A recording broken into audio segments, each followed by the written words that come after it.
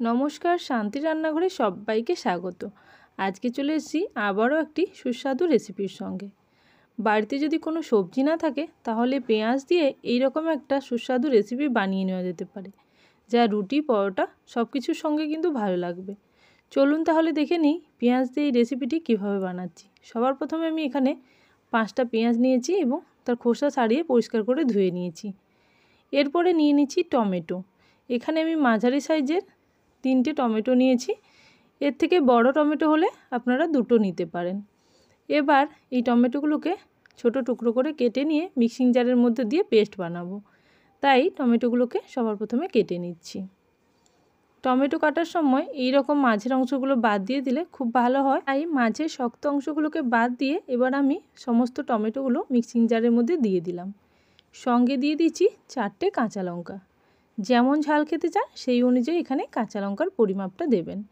এবার টমেটো এবং কাঁচা লঙ্কার পেস্ট বানিয়ে নিয়েছি। আর নিয়ে নেব দই। এখানে হাফ কাপ পরিমাণে টক দই নিয়েছি।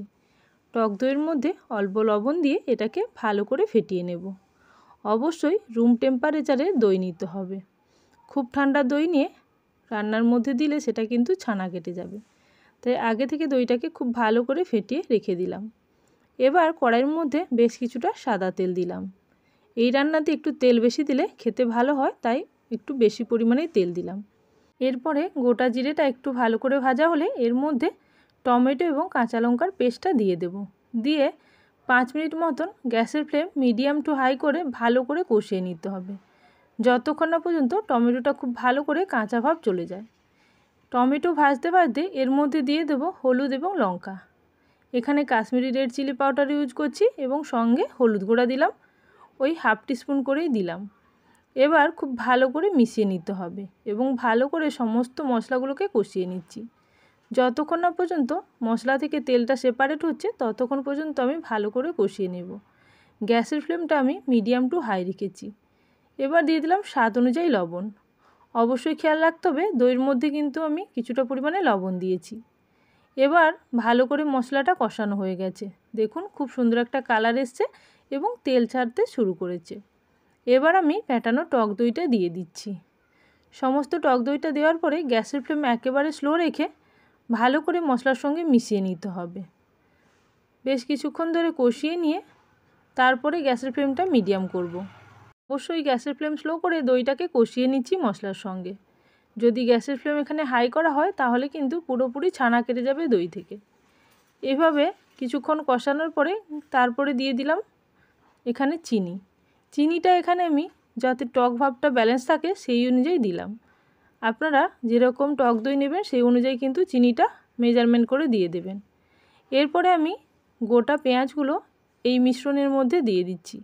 তারপর পেঁয়াজটাকে একটা খুন্তি বা প্যাচলার সাহায্যে উলট পালট করে দিয়ে গ্যাসের ফ্লেম স্লো করে কয়েক মিনিটের জন্য ঢাকনা দিয়ে রান্না হতে দেব। ওই 1 থেকে 2 মিনিট রান্না করে নিয়ে তারপরে কিন্তু আবারও ঢাকনাটা খুলে দিতে হবে। এখন আমি 2 মিনিটের জন্য ঢাকনা দিয়ে দিচ্ছি। এই অবস্থায় আমি জল এখন দিচ্ছি না। ঢাকনাটা খুলে নিয়ে এবার আবারও খুব ভালো করে মিশিয়ে নেব। এখন প্রায় 20% মতন পেঁয়াজগুলো সেদ্ধ হয়েছে আর মশলাটাও খুব সুন্দর তেল ছাড়তে শুরু করে দিয়েছে। এবার আমি প্রয়োজন মতো জল দেব। পেঁয়াজ সেদ্ধ করার জন্য এই হাফ কাপ পরিমাণে জল দিলাম।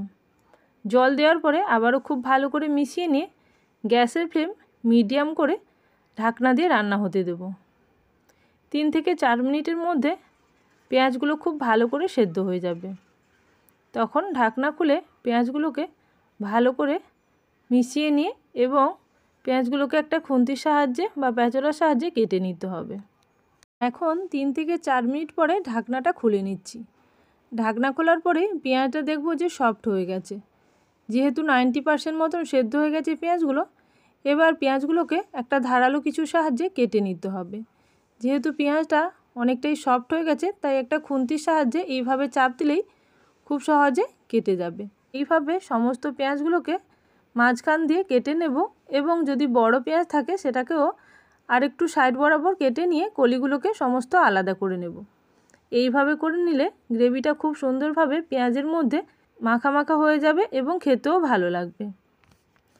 এইভাবে সমস্ত পেঁয়াজগুলো কেটে কলিগুলোকে আলাদা করে নিচ্ছি। আর এই প্রসেসটা খুবই ধীরে ধীরে করতে হবে, যেহেতু পেঁয়াজটা তেলের মধ্যে আসে, তাই যদি বেশি পরিমাণে চাপতে হয় অনেক সময় কড়াই থেকে বেরিয়ে আসতে পারে, তাই খুবই ধীরে ধীরে এটা করে নিতে হবে। এইভাবে সমস্ত পেঁয়াজগুলোকে ছোট ছোট টুকরো করে কেটে নিয়েছি। এখন সমস্ত পেঁয়াজগুলো কাটার পরে যখন কলিগুলো আলাদা হয়ে গেল, তখন খুব ভালো করে মিশিয়ে নিতে হবে গ্রেভির সঙ্গে এবং আবারও 1 থেকে 2 মিনিটের জন্য খুব ভালো করে নাড়াচাড়া করে নিতে হবে। এই অবস্থায় গ্যাসের ফ্লেম একেবারে স্লো রেখেছিলাম। দেখুন গ্রেভিটা কিন্তু একেবারে সিল্কি হয়েছে আর খুব সুন্দর একটা কালার এসছে। এখন আমি দিয়ে দিচ্ছি খুবই অল্প পরিমাণে গরম মশলা। এটা যেহেতু আমার বাড়িতে তৈরি গরম মশলা, তাই এর মধ্যে সমস্ত মশলা আছে। আপনারা যদি চান এই রান্নাতে অল্প জিরে গুঁড়োও দিতে পারেন। যেহেতু আমার এই মশলার মধ্যে সমস্ত মশলা আছে, তাই আমি দিলাম না। এখন আমি দিয়ে দেবো অল্প পরিমাণে কাসুরি মেথি। কাসুরি মেথিটা একেবারে অপশনাল, আপনারা চাইলে দিতে পারেন নাও দিতে পারেন। কাসুরি মেথিটা দেওয়ার পরে খুব ভালো করে মশলাটাকে মিশিয়ে নিলেই রান্নাটা পুরোপুরি রেডি হয়ে যাবে। এরপর এটাকে গরম গরম রুটি বা পরোটার সঙ্গে সার্ভ করুন। আসলে এই রেসিপিটি এতটাই টেস্টি, একবার বানিয়ে দেখতে পারেন। তাহলে বন্ধুরা, রেসিপি ভালো লেগে থাকলে অবশ্যই কমেন্ট সেকশানে জানাবেন। যারা এখনও পর্যন্ত চ্যানেলটিকে সাবস্ক্রাইব করেননি, অবশ্যই চ্যানেলটিকে সাবস্ক্রাইব করে নিয়ে পাশে থাকা বেল নোটিফিকেশানে ক্লিক করে রাখবেন। তাহলে আজকের জন্য এই পর্যন্ত। আবারও চলে আসবো নতুন কোনো রেসিপির সঙ্গে। ততক্ষণের জন্য সবাই ভালো থাকবেন, সুস্থ থাকবেন। Thank you for watching my video.